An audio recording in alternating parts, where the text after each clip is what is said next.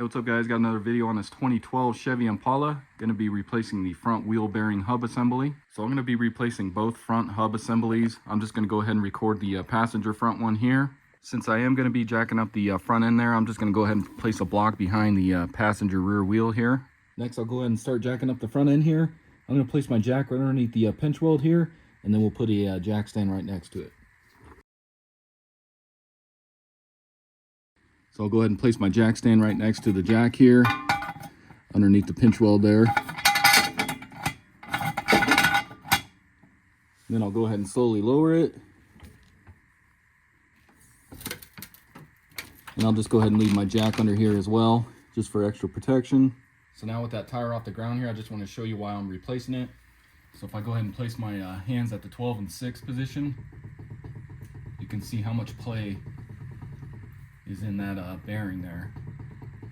And the other side's about the same, a little less maybe, but you can see it definitely needs to be replaced. So grab a 19mm or 3/4 inch. We'll go ahead and take off the lug nuts here and then remove your wheel and tire. So next you want to go ahead and remove your axle nut here. This is going to be a 33mm. I'm going to use my impact to get this off.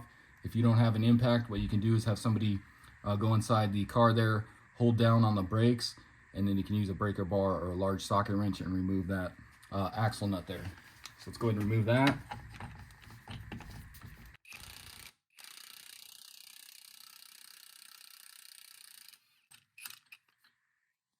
So next we need to go ahead and remove the brake caliper assembly here. Just to make that easier, I'm going to go ahead and just press in that piston just a little bit.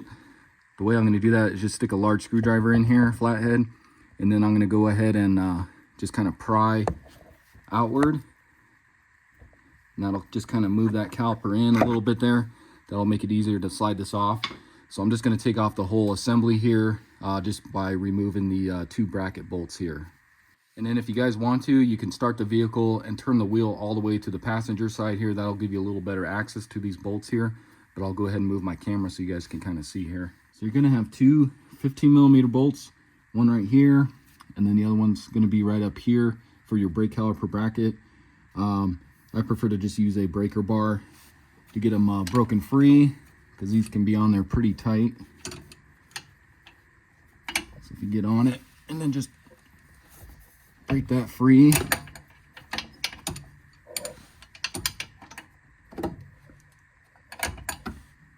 Same with this one here.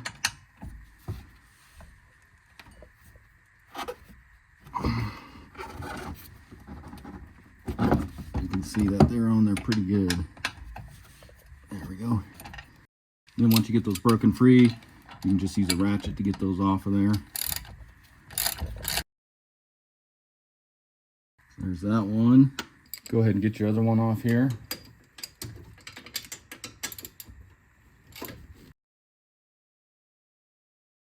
Then before you completely move this one, let me move my camera here.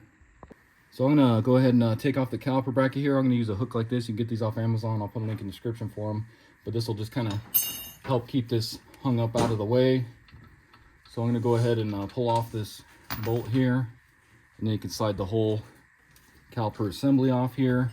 Take your hook here, and you can go up into one and just find a hole to set this in.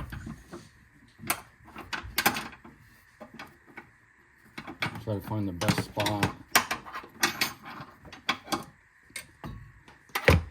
where it's going to sit here and hang with no issues. So I'm going to go about right there like that. So next, let's go ahead and remove the brake rotor here. So you're going to have a Torx T30 screw you need to remove. I'm just going to use an impact. You can use an impact screwdriver if you need to.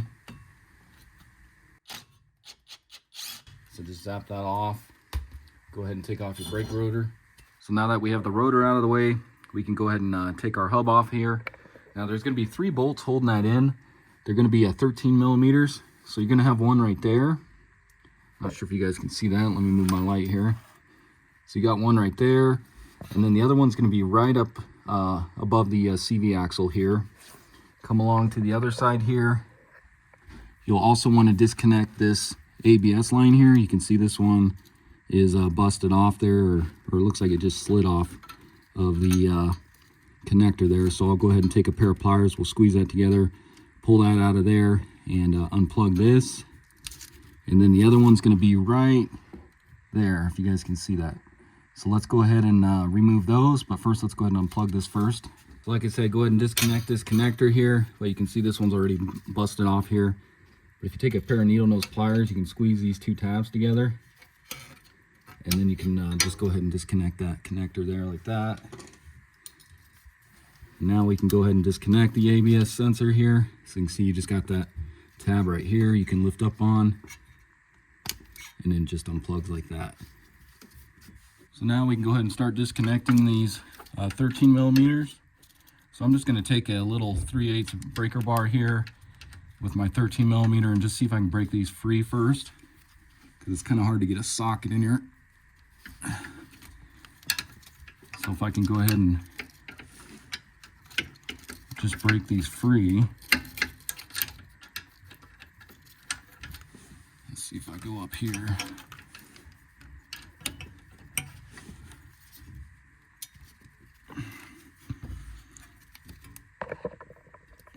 So you can see, like I said, just kind of break them free here.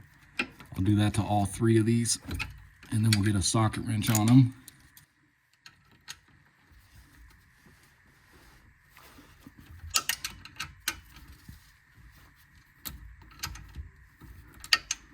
So this one here, like I said, is a little more tricky just because the CV axle in the way there, but it's still manageable.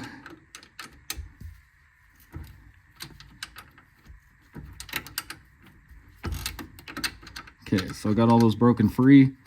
So now let's see if I can get a socket wrench in here. So I went ahead and just grabbed a little extension here using a 1/4 inch socket and then my 13 millimeter here. So go ahead and take those out. I just prefer to do this upper one first since it's the hardest one to get out and in there. So do that one first. So there's what that looks like. Then of course the last one here.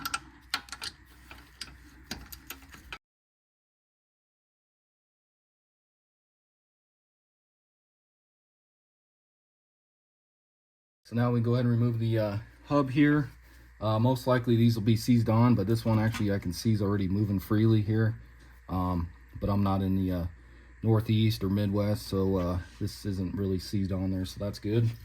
But if you had to, you can just tap this with a hammer or a little sledge here back and forth to get this kind of loosened up here. So what you want to do is just go ahead and pull this out. You got your CV axle shaft here, you can just kind of push in on that.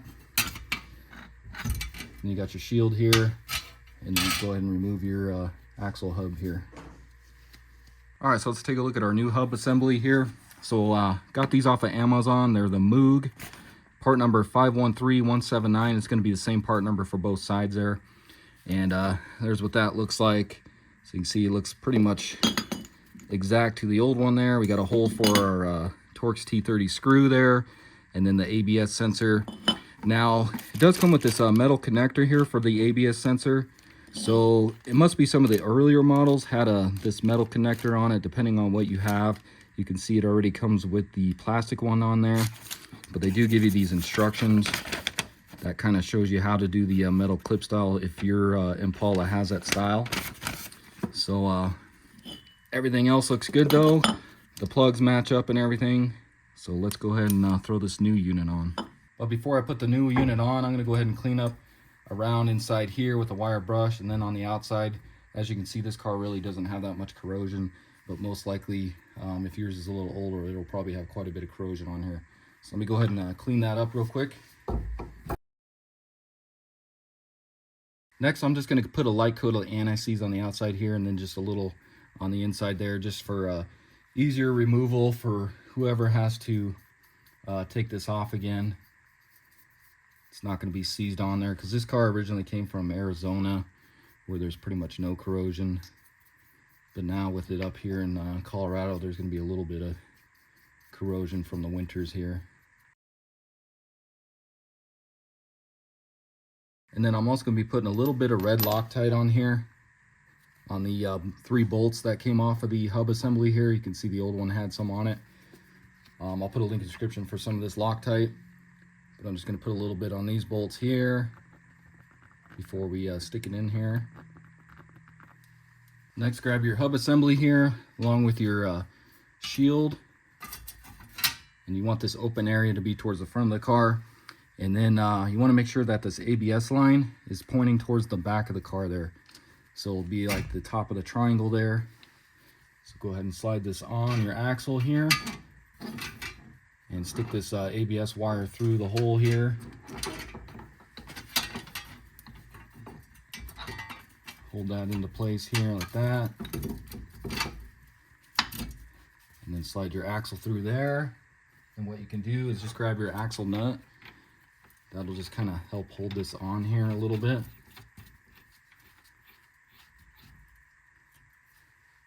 And then you can take your bolts here, and we'll go ahead and get these somewhat started with your red Loctite on there.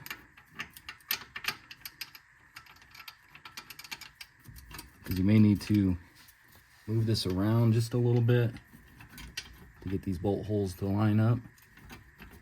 Just want to make sure you get them all started before you start tightening.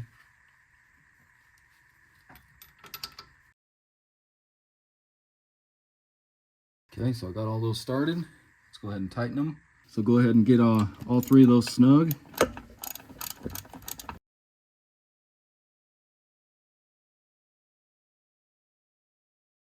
Once you get all those snug, you can go ahead and torque these if you want. It's pretty hard to get a torque wrench back in here, but the torque on these 3 bolts is going to be 96 foot-pounds. I'm just going to use my breaker bar here and go as tight as I can. These also have that red Loctite. That'll help as well. So I'm just going to get these as tight as I can with my breaker bar here. So about like that. But like I said, if you want to torque them, you can get your torque wrench in here. 96 foot-pounds is what you want to go for. Okay, like that.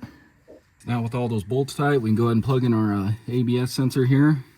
So go ahead and line that up and plug that in. Make sure you hear it click and it goes over that little tab there. And then we can go ahead and get this put into the little bracket here. So just like that. Next, I'm going to go ahead and just tighten up this axle nut here. I'll just get it pretty much snug. I'm not going to torque it or anything. We'll torque it when the wheel's on the ground and everything. I just want to get that nice and snug, and it'll suck in that CV axle to the bearing there.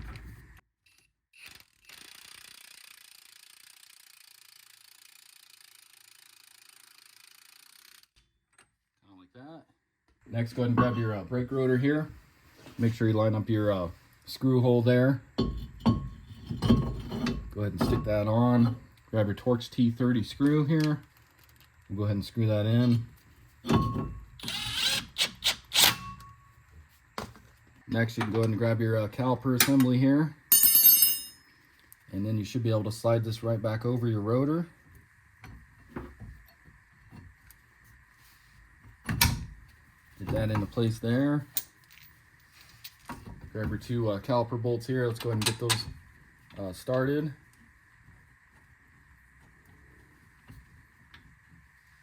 Along with your bottom one here.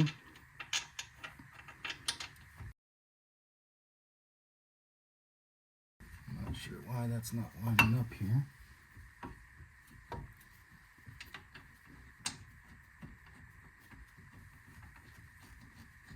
There we go. Then grab your 15 millimeter. Let's go ahead and get those snug.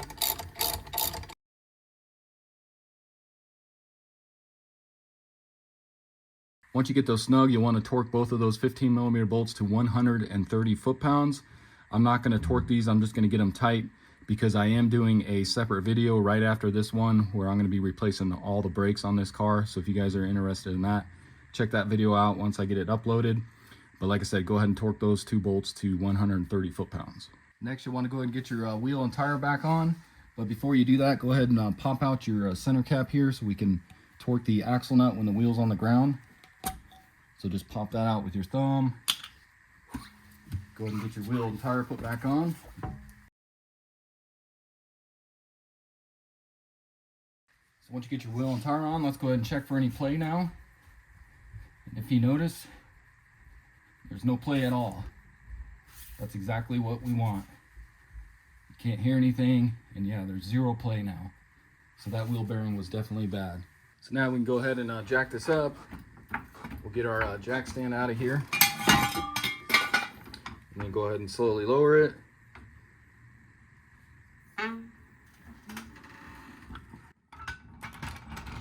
So now with that wheel on the ground, we can go ahead and tighten up our axle nut here. And that's going to be 155 foot-pounds with your 33 millimeter. Let's go ahead and get that tight.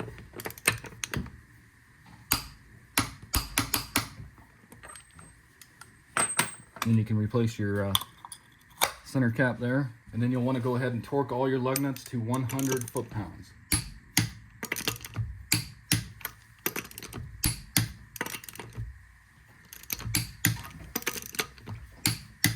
Okay, so that's going to go ahead and wrap up the video. I'm going to go ahead and get the driver's side done. It's going to be the same exact procedure as the passenger side here. And as you saw, it's a pretty easy job to do on these cars. It takes you maybe 30-45 minutes at the most to get this done. So hopefully this video helps you out. And if it does, why don't you hit that subscribe button, check out my other videos. I got quite a few on this car, so check those out when you get a chance. And I'll see you next time. Thanks for watching.